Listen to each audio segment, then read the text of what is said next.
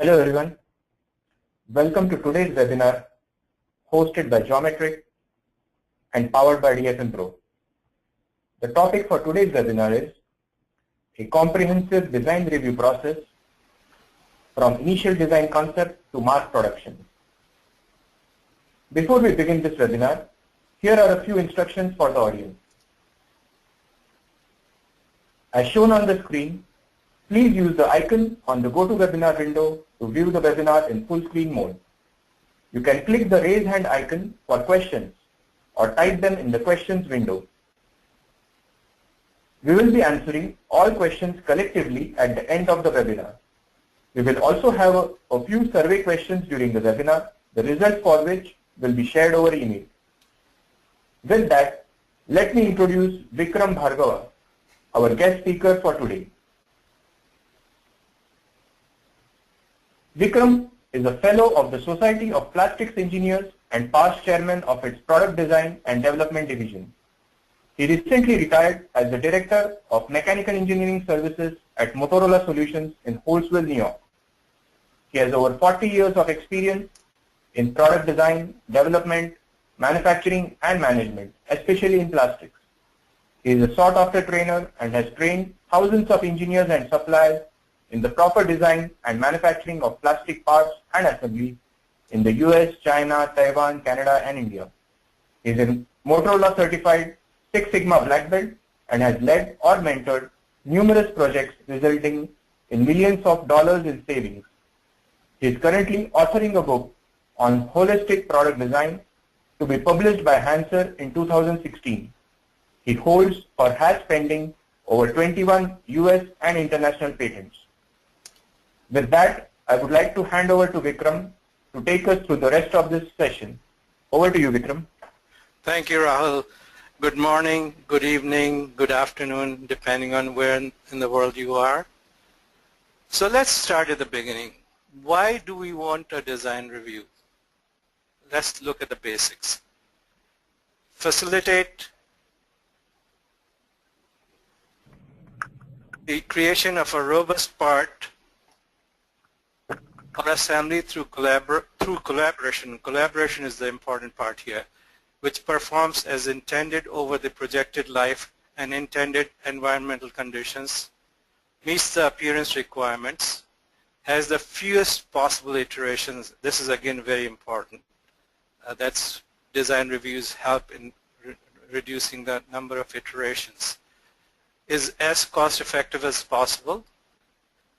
The process applies to all manufacturing process in general, whether it's metal or assembly or die cast. However, for this purpose of this seminar, we will refer primarily to plastic product design, which by far requires the most attention, as will be shown in the slides to follow. The designer is like the quarterback in American football. The quarterback is responsible for the outcome of each individual play and ultimate outcome of the game. Even the strongest offense and defense team members cannot make up for the deficiencies in the initial play by the quarterback, as in if he throws an interception. Similarly, the designer controls the ultimate performance of his or her product. The rest of the team members, who are resin suppliers, tool makers, and molders, cannot really make up for the deficiencies in the design.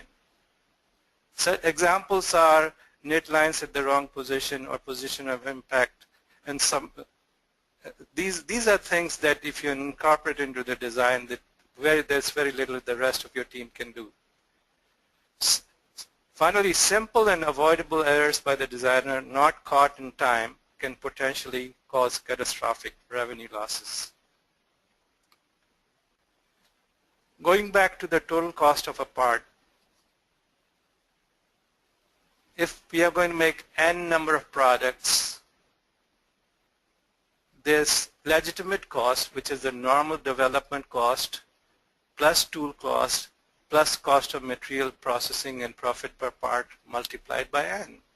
And then there are avoidable costs, additional resources spent to fix errors, plus additional additional tooling costs to fix the errors, plus scrap costs.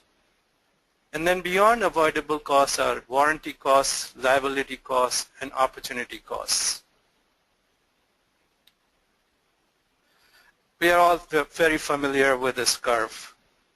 At the concept stage, it takes only a few minutes and even a few seconds to correct a possible issue. Moving on to the left, if we catch the error at the tooling stage, it may take weeks. In production, it can be a huge problem. A great example is the infamous ignition switch in the General Motors car, and how very simple design error led to huge losses. The cost for getting the switch designed right in the first place would have been about 57 cents. The total cost, as I recall, was $4.1 billion as of February last year. Boeing 787 battery overheating cost the company an estimated $600 million in direct costs, halted deliveries, and forced some airlines to lease alternate aircrafts. In general, time needed to fix the issues is proportionate to the cost. So fixing the issues at the concept stage takes a few seconds. Fixing errors when the product is in production may take weeks, months to get it right. This is a typical curve for sales of a product. There's introduction, there's growth, there's maturity and decline, and then finally we take the product off the market.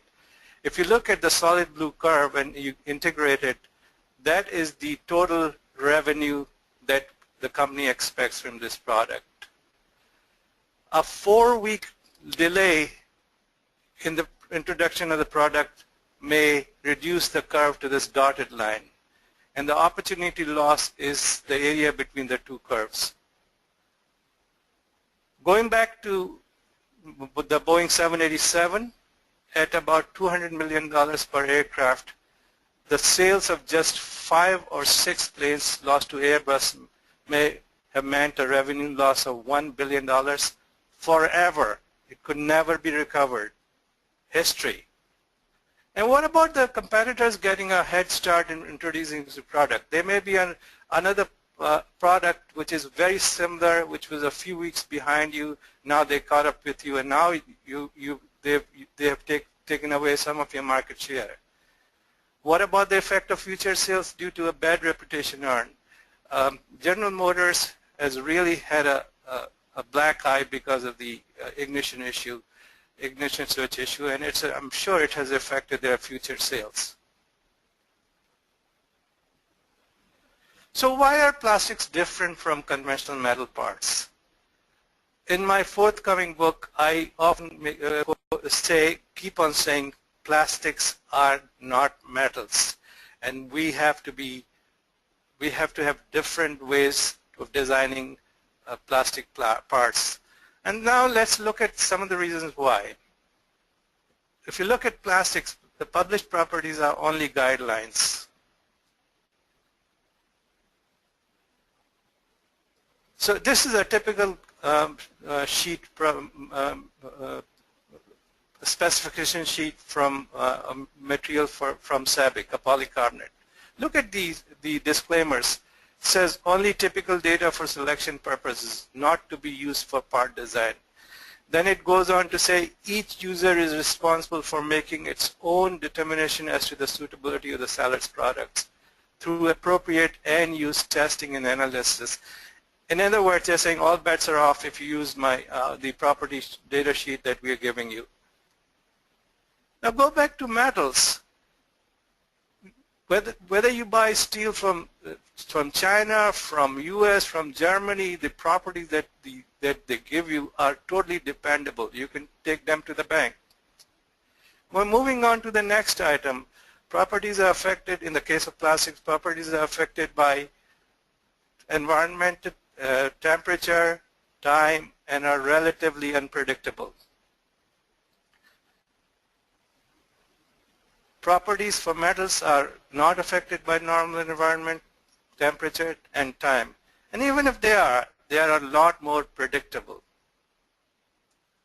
Let's look at an example. Let's take the example of the modulus, elastic modulus, for a few plastics on the top left and a few common metal alloys on the bottom right.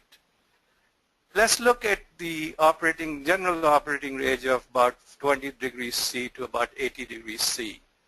You can see, and if you look at ABS, which is the purple curve, you can see the value has gone down from about 40,000 psi in that short temperature range, which is a drop of 30%. It is not uncommon for electronic enclosures to get a temperature up to almost approaching 100 degrees inside the enclosures. What happens if that's the case? The properties of the ABS fall off the cliff. What happens to the snap that you designed at 23 degrees? Is it still going to hold the part that it was supposed to hold? Now let's go back to metals. In the same range of about 80 degrees, if you look at cold rolled steel, the modulus has gone down from about 30 million psi to about 29 million psi, a drop of about 3%. No big deal.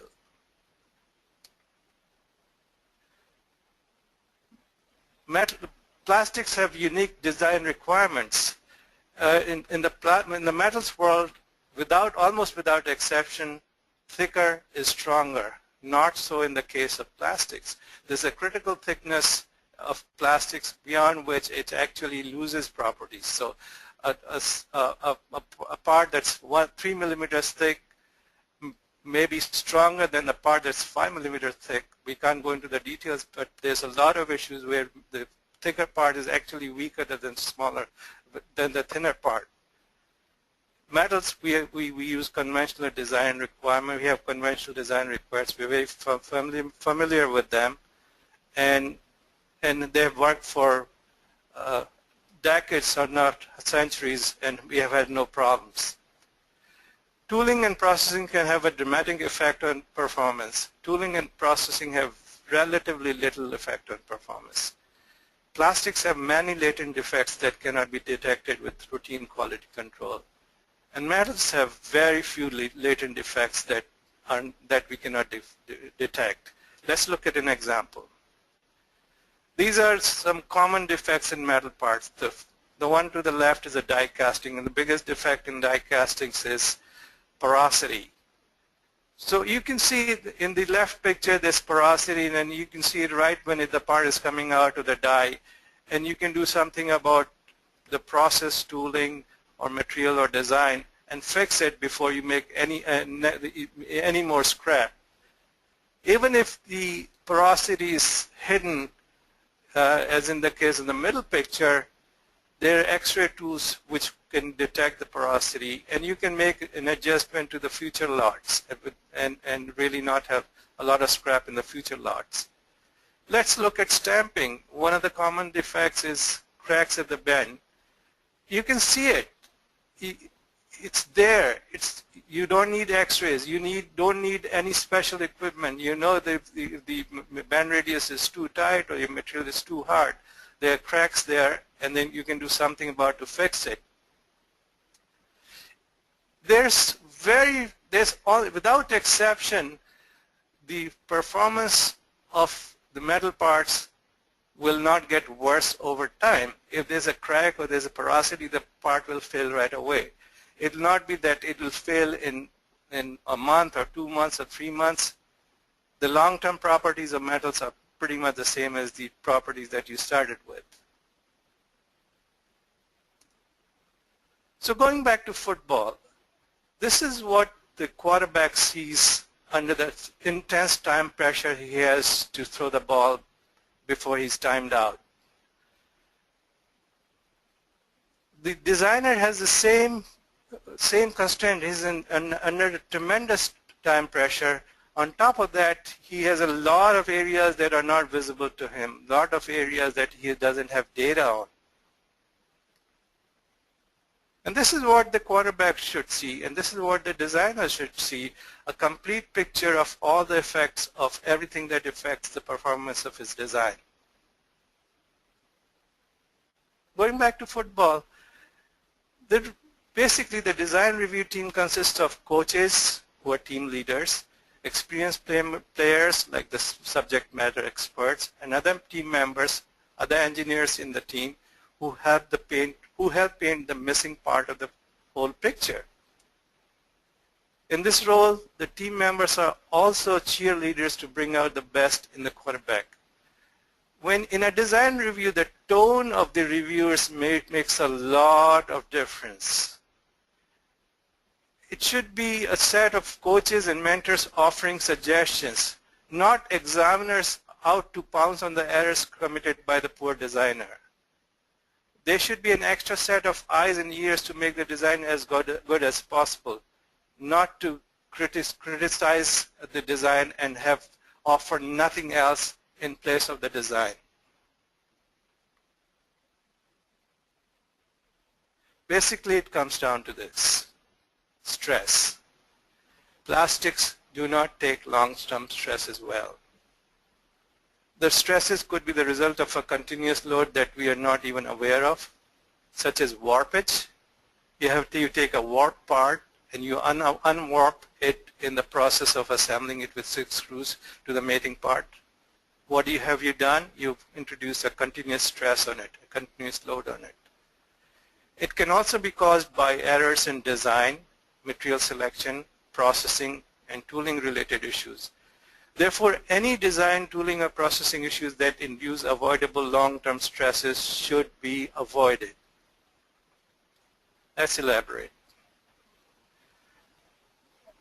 On the top right is the section view of the thickness, the wall of a part that's just come out of the mold. So this is the wall of the plastic part.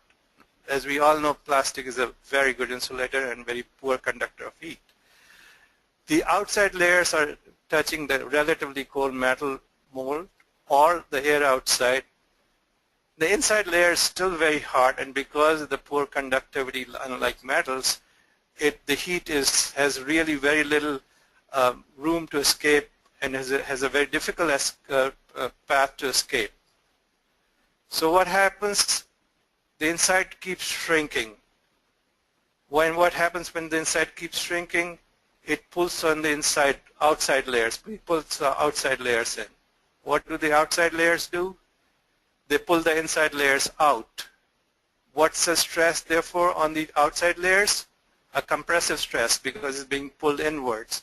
What's the stress in the middle? The tensile stress, which is pulling it outside. Compressive stress is our friend, because most stresses in life, unless you're a civil engineer, that we deal with are tensile stresses. So if you have a compressive stress to start with, that's almost a bonus to the properties of your plastic part.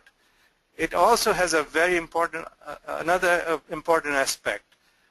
Parts under compression have very little free volume between the molecules and therefore are very resistant to chemicals, harsh or not as harsh. On the left is a dog bone made out of polycarbonate, which just came out of the mold. As we can see, the blue shows the compressive layer on the top. Now what happens? This is a simulation of when you bend the dog bone. What happens? When you bend it, as the simulation shows, the middle is now going from a compressive layer to a tensile layer. What happens to the mechanical strength of the part? What happens to the free volume of the molecular chains? A plastic that was totally resistant to acetone now can be shattered with one small drop of acetone. And forget acetone, even mild chemicals, not even chemicals, humidity in the air can now affect it and make it crack. Hair gel like Tresemme applied on a guy's head, and if you have a polycarbonate beam connecting to the two buds on your earphone, the polycarbonate beam is being stretched out. Therefore, you're putting a tensile load on it. And what does that gel do? It'll crack the beam that's holding the two butts together. This happens all the time. Here's an example of a handheld device that cracked and used just from the lotion on the operator's hands. And why did this happen? Just behind this crack is a sharp corner. And a sharp corner introduces a very high stress at this junction. And because of the high stress, even mild chemicals like the lotion on the operator's hand has cracked it, and cracked it pretty disastrously.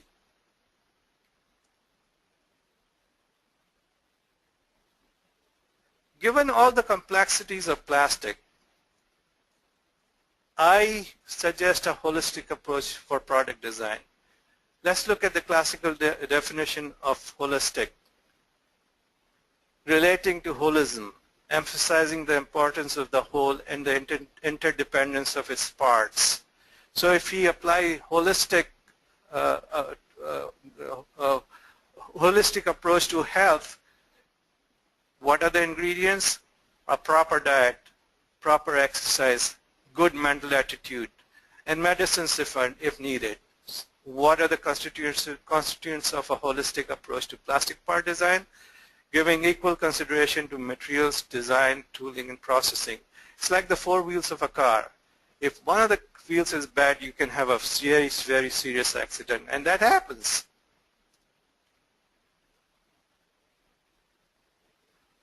Okay, Rahul? At this point, we will have a quick survey question. You should see the question and options on the screen now. You have around 10 to 15 seconds to answer this question, after which we will close it and go back to the webinar.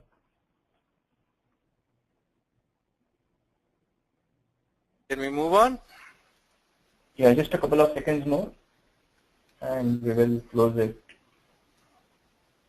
now.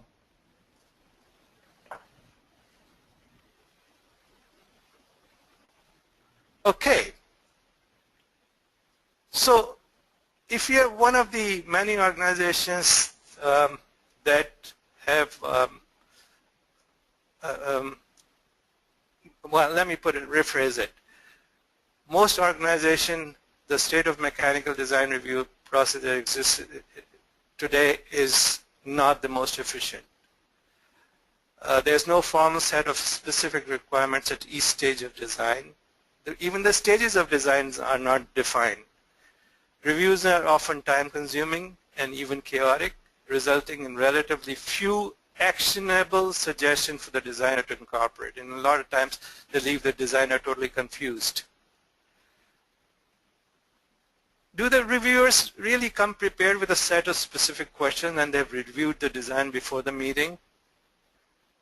It is not that uncommon for one of the SMEs to hijack the whole design review by starting a discussion on something silly like the head type of a screw, and starting an anecdotal discussion on it, and then other people jump in and provide their subjective issues. Before we know it, there's a half an hour spent on an issue that should have been discussed offline.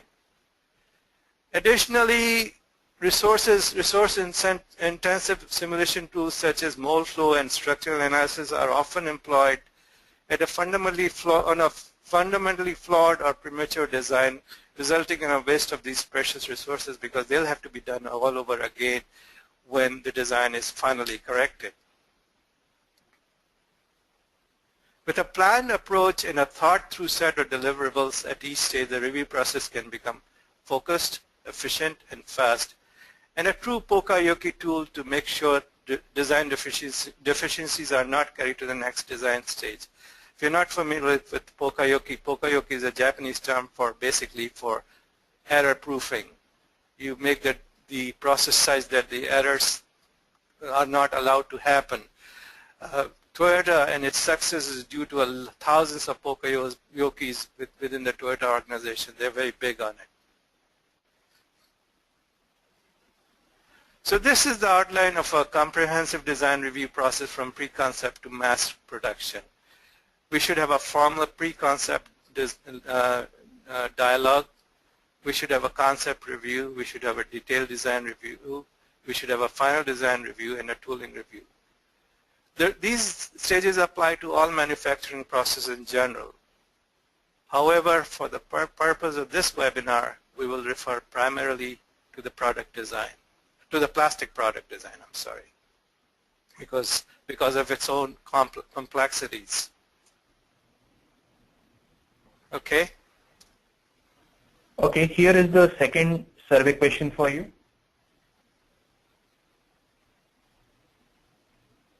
Though it is a question which has multiple answers, here you are requested to choose the most important aspect for a design review.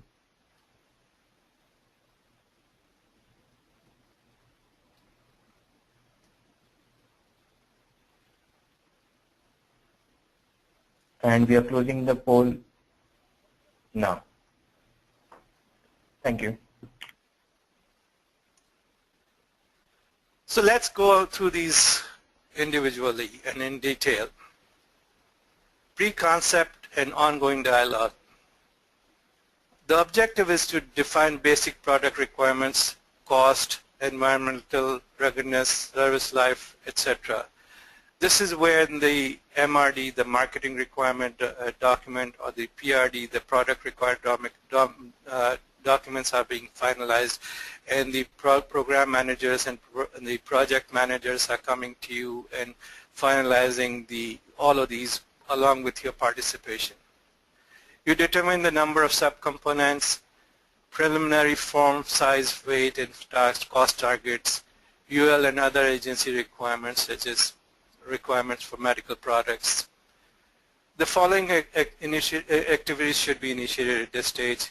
Materials, firm up UL requirements for materials for flammability and other design impact-related properties.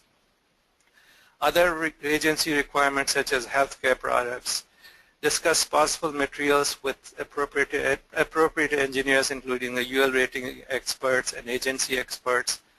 Minimum thickness based on UL ratings discussed. Final materials shortlisted. Normally a company may have 5 or 6 workhorses in terms of materials. You shortlist 2 or 3 out of them. Custom color development needs to be identified. You may need a custom color for this product.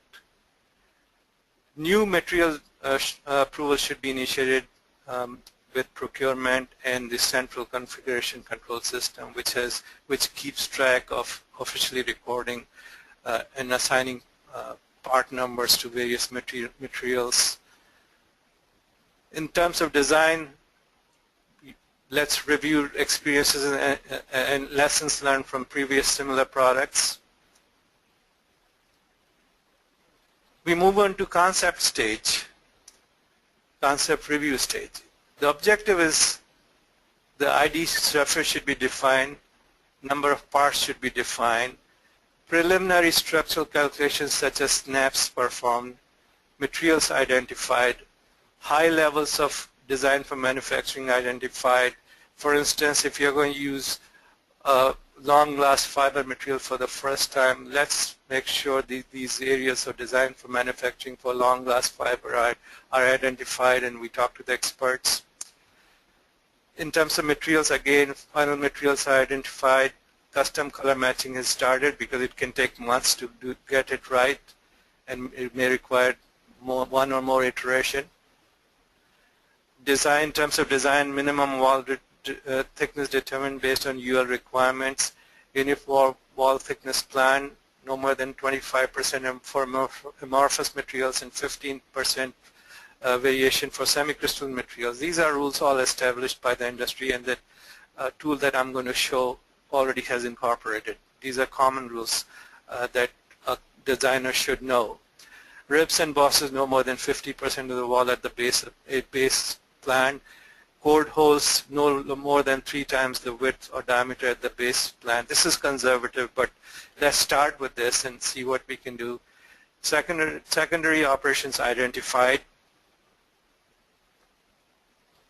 In terms of activities continuing, tooling, for tooling the textures selected, draft per texture already planned.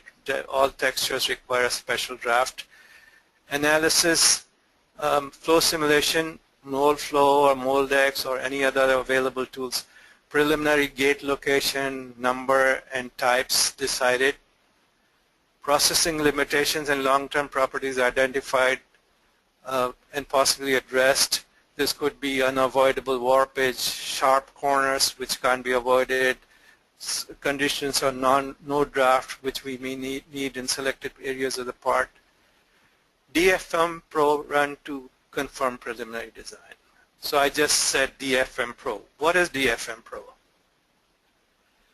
DFM Pro is a CAD-based tool which is more or less like the spell checker on a Word document. It basically looks at the solid model and looks at all of the areas where there have been design violation based on the set of rules it's been given. In this instance, this part has been analyzed by DFM Pro and has come up with many issues of rib thickness violations. So these are the rib thickness violations in this area, and on the left are the recommendation, what the values are and what the recommendation should and what it should be. So it says the rib wall thickness is 1 and the recommended value is 0.6. So Mr. Designer or Madam Designer, go and do something about it. This is an amazing tool that I've used for 7 or 8 years, and at Motorola we made it mandatory that we ran it before we did any kind of simulation like mold flow. And it helped the mold flow become a lot better, as I'll show in a subsequent slide. This is an actual example of where we ran a DFM Pro. The DFM Pro showed that there's potential of a sink mark here because the ribs here were too thick, and lo and behold, this picture is not very clear, but there's an actual sink mark, very visible sink mark. This is another area that the DFM Pro said that you're going to have problems. And look at this. We have shadows that are not acceptable from a visual point of view. So this is a very powerful tool, and we're going to talk more about it a little bit later. But that should be run at this stage. Okay. Okay. Over to the last survey question. Vic talked about UL requirements a couple of slides earlier, and this question relates to that.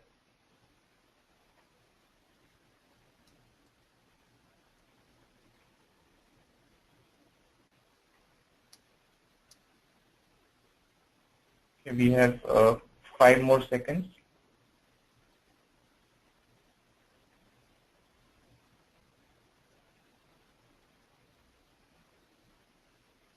We will close the poll now.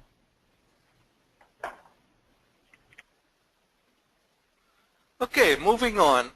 We go to detailed design review. The design has been more or less finalized. So what do we do? What is our objective? Is to finalize this design that is ready for an engineering verification build, which may be a functional test, environmental test, form and fit tests, and it should comprise of the following.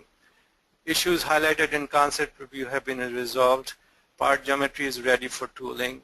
Specific areas of concern have been identified. Materials have been finalized.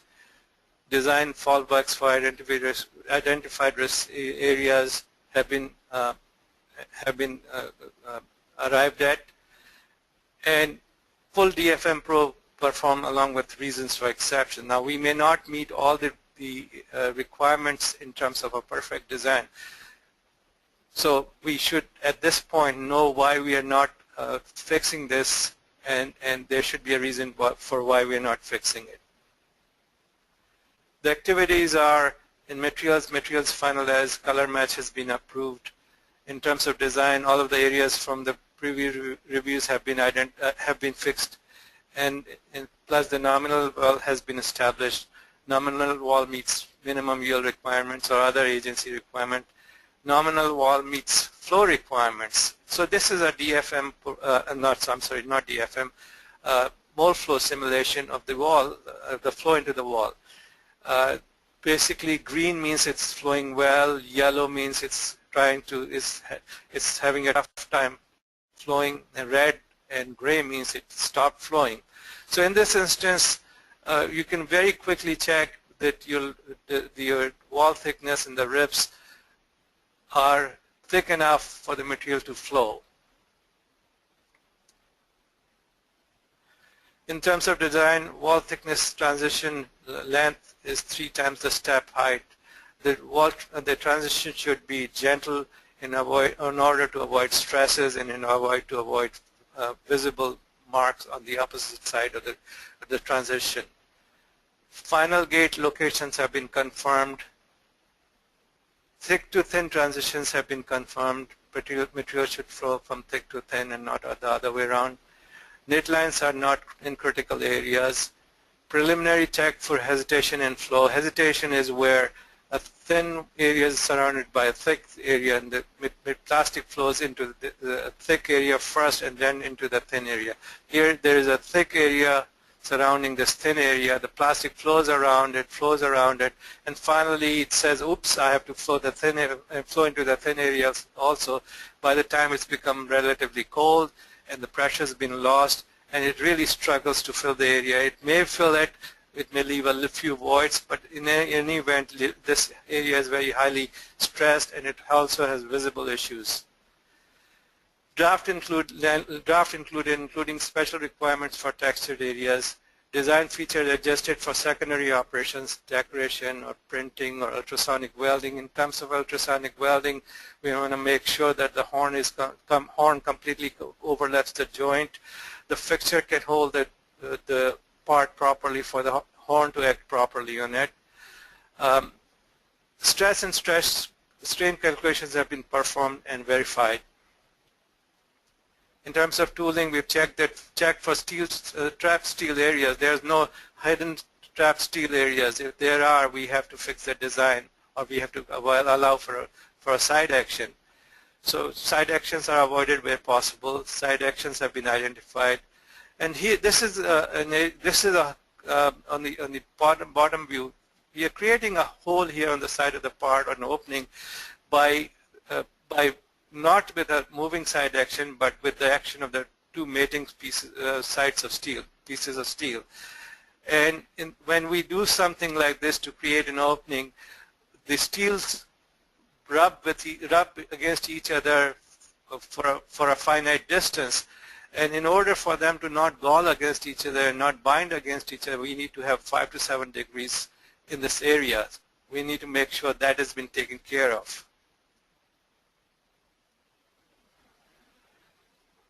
And in terms of analysis, the flow simulation, mold flow, Moldex, there are so many other simulation tools, has checked for flow length, filling pressures, quality of fill, hesitation, short shots, over shear, under shear, venting has been identified and addressed, warpage, preliminary warpage and what we are going to do about it, cooling, DFM Pro report reviewed and exceptions approved, structural processing weaknesses and long-term properties analyzed, and stress and strain calculations verified. We go to the final design review. Now we are going to go into production tooling. The last stage may have been some tooling prior to the final tooling, basically a non-production tooling for engineering verification. Now we are going to the final tooling. The objective is to take care of issues highlighted in the concept review and the other subsequent reviews. Review of action items generated and modification needed based on verification testing, structural integrity confirmed by simulation, areas of weaknesses redesigned, material performance is confirmed, material performance verified for toughness, chemical resistance, visual if the parts are already tooled, if there are issues with the with glass marks with glass or the color separation where it's causing visual defects. All of that has been addressed. All of the areas from the previous reviews have been confirmed in terms of design. In terms of tooling, the tooling has been reviewed with the tooling engineer. Final gates and runners design have been initiated. Tooling material type selected based on the resin, finish, and tool life. We can have tool steels ranging from P20, which is for relatively smaller runs of a couple of 100,000, to H13 for million parts or more, or stainless steel for highly polished areas. All that has been identified. In terms of analysis, we made the design changes based from the detailed design review. And now, hooray, we are ready to release it for production. The objective is a comprehensive transition of design to tooling, including inspection and quality control documents. These are very important. In terms of materials, meeting has been held between molder, resin supply, and engineering to ensure timely delivery of colored material and to agree on specific areas that we need to watch for with this material. In terms of design, we have to make sure that the data that with the solid model or the other data that has been transmitted to the tool maker has all the features, has total integrity. It is what the designer has it on his or her computer, is what the tool maker has gotten. Ensure that the latest revision of data is transmitted. Now this may sound simple and almost stupid, but this happens. There's a lot of times when the tool maker is working on an older revision and nobody realizes that until it's too late. Any special information such as zero draft, texture, and non-textured areas are fully documented and understood by the tool maker. Inspection fixtures have been discussed and documented because inspection fixtures are very important to the repeatability of the measurement. Inspection documents have been created and understood. You know, the few dimensions and features that we are going to use for ongoing quality control have been understood and detailed.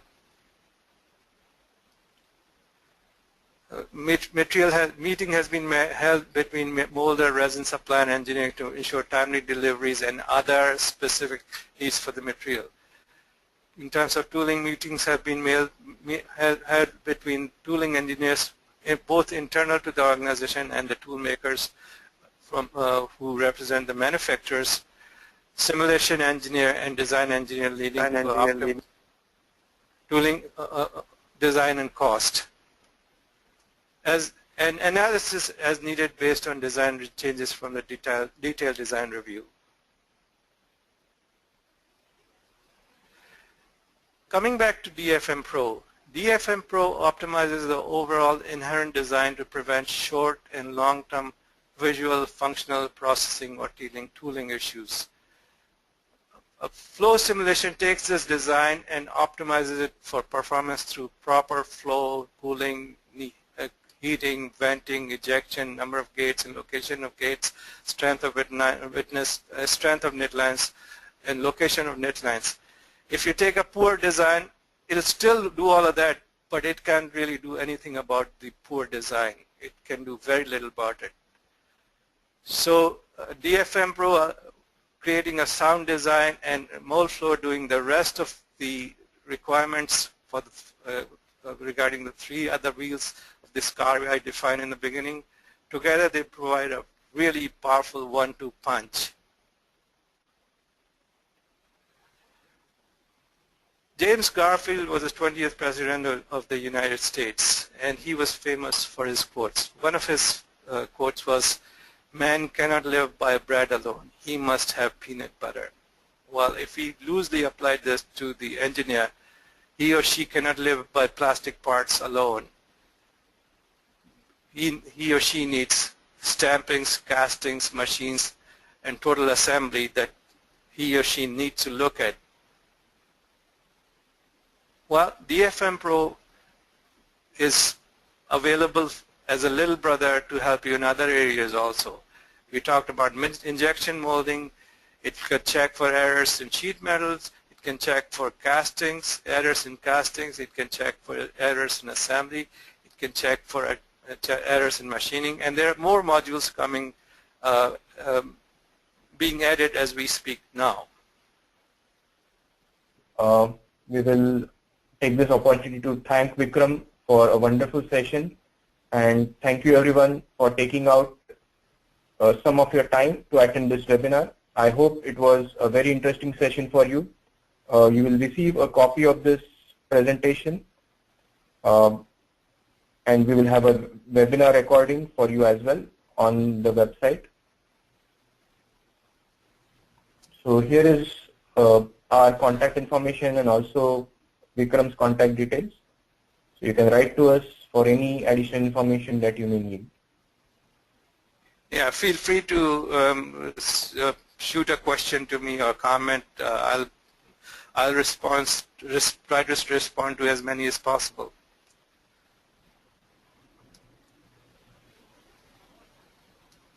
Thank you, Vikram, and thank you again for your time. Have a great day. Bye. Bye.